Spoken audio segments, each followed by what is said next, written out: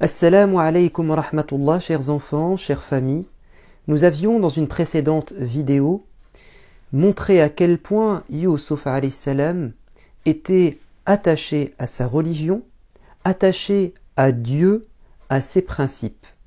Cela va lui coûter cher puisque il va se retrouver en prison, non pas parce qu'il a commis un crime, non pas parce qu'il a commis une infraction, un délit, comme c'est le cas malheureusement de certains jeunes, mais bien au contraire, parce que c'était quelqu'un de droit, attaché à ses principes, qui a refusé de faire une bêtise, même sous la pression de la femme du ministre et de toutes ses copines, toutes les femmes importantes du royaume. Il est maintenant en prison. Il avait été jeté dans un puits, enfermé dans un puits, et Dieu a pris soin de lui, et il a fini par être délivré de ce puits. Évidemment que Dieu maintenant va être à ses côtés, et qu'il va aussi le délivrer de cette nouvelle prison. Mais s'il était resté peut-être quelques heures ou quelques jours dans le puits, parce que c'était un enfant, et un enfant ne peut pas être aussi fort qu'un adulte. Il était fragile. Maintenant, il va passer des années en prison. Pourquoi ? Parce qu'il est beaucoup plus fort. Quand Allah éprouve quelqu'un, il l'éprouve, il lui donne des défis, il lui donne des tests qui sont à la mesure, à la hauteur de sa foi, c'est-à-dire de sa force. Plus tu es fort, et plus l'examen, l'épreuve sera compliquée. Yusuf se prépare donc à passer plusieurs années en prison. Si avant d'entrer en prison, il était attaché à sa religion, sachez qu'en prison, il a continué à montrer à quel point il aimait sa religion, jusqu'au point où il parlait de sa religion à ses co-détenus, c'est-à-dire à ces personnes qui ont été jetées en prison parce qu'ils ont commis des infractions, des délits. Son objectif en prison, c'était de partager ses valeurs, de partager sa foi, de tenter de transformer ces personnes qui étaient en prison parce qu'elles ont fait du mal, tenter de changer leur vie, qu'ils deviennent des gens meilleurs. Et c'est comme ça que doit être le musulman.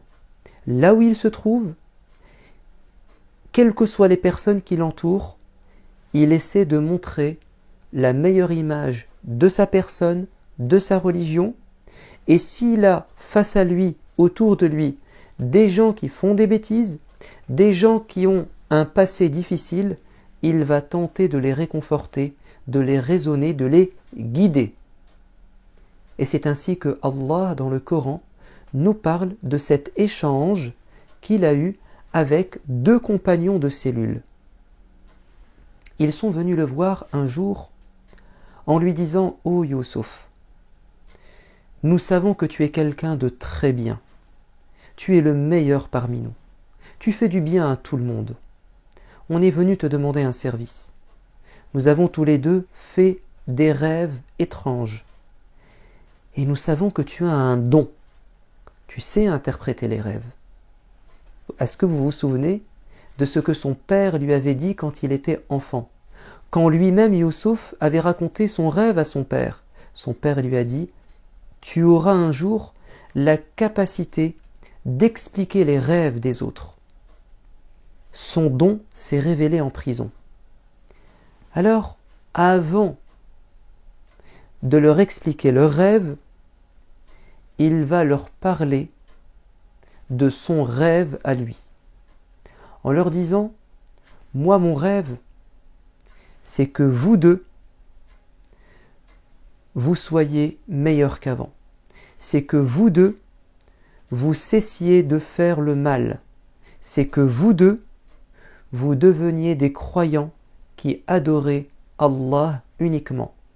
Parce que la religion à l'époque, en Égypte, de tous ces gens, c'était le polythéisme, l'associationnisme, l'idolâtrie. Ce sont des mots qui signifient qu'on n'adore pas Allah, ou bien on n'adore pas uniquement lui, mais on adore aussi des statues, peut-être des animaux, peut-être des objets. Alors il va tenter de nettoyer leur cœur. Et il va leur dire, vous savez, moi, je suis fier de ma religion. J'en suis fier et c'est elle qui m'a rendu aussi admirable, aussi gentil. Et j'ai suivi les pas de mes ancêtres. La religion de mon père, Ya'qub, de mon grand-père, Ishaq, et de mon arrière-grand-père, Ibrahim. Et évidemment qu'en Égypte, on savait qui était Ibrahim, puisque Ibrahim, son arrière-grand-père, était passé par l'Égypte. Alors il va leur dire, arrêtez de penser que quelqu'un d'autre que Dieu vous a créé, ou que quelqu'un d'autre que Dieu peut vous faire du bien ou du mal, ou que quelqu'un d'autre que Dieu peut vous rendre heureux ou malheureux, riche ou pauvre. C'est Dieu qui décide de nos vies. Il va tenter de les convaincre d'adorer Dieu. Et quand il a fini de parler de sa religion de la meilleure des manières, il va ensuite expliquer leur rêve en leur disant, toi, tu m'as dit que tu t'étais vu en rêve en train d'écraser des raisins, en train de presser du raisin pour faire du jus. Cela signifie que tu vas sortir de prison et que tu vas être le serviteur du roi d'Égypte et tu vas lui servir du jus de raisin ou du vin. Quant à toi, le deuxième, tu m'as dit que dans ton rêve, tu t'étais vu avec des oiseaux qui étaient en train de manger du pain sur ta tête. Cela signifie que tu vas sortir de prison, mais que tu seras exécuté, donc tu vas mourir, et des oiseaux vont venir picorer ton crâne. Ça veut dire qu'en réalité, grâce à ces rêves, il va réussir à leur prédire, leur annoncer leur destinée, c'est-à-dire ce qu'il va se passer dans le futur et dans l'avenir. Et c'est pour ça qu'il aura parlé de la religion. Comme il savait que l'un d'entre eux allait mourir, il voulait qu'avant de mourir, ça soit quelqu'un de bien. Comme ça, il va au paradis. Et comme il savait que le deuxième allait avoir un cadeau immense, c'est d'être le serviteur du roi, et que parfois quand on est dans le luxe et qu'on est dans un palais et que on a tout ce qu'on veut, on peut parfois oublier Dieu et faire des bêtises. Alors il lui a aussi parlé de la religion. Mais Youssouf a rajouté quelque chose. Il a dit à cet homme qui allait devenir le serviteur du roi, quand tu seras à ses côtés, s'il te plaît, parle-lui de moi, raconte-lui mon histoire. Parce que ça fait des années qu'il est en prison pour rien. Effectivement, les deux prédictions vont se réaliser, l'un va être exécuté, l'autre va se retrouver serviteur du roi. Et un jour, le roi va faire un rêve, lui aussi. Et c'était un rêve étrange qui le perturbait.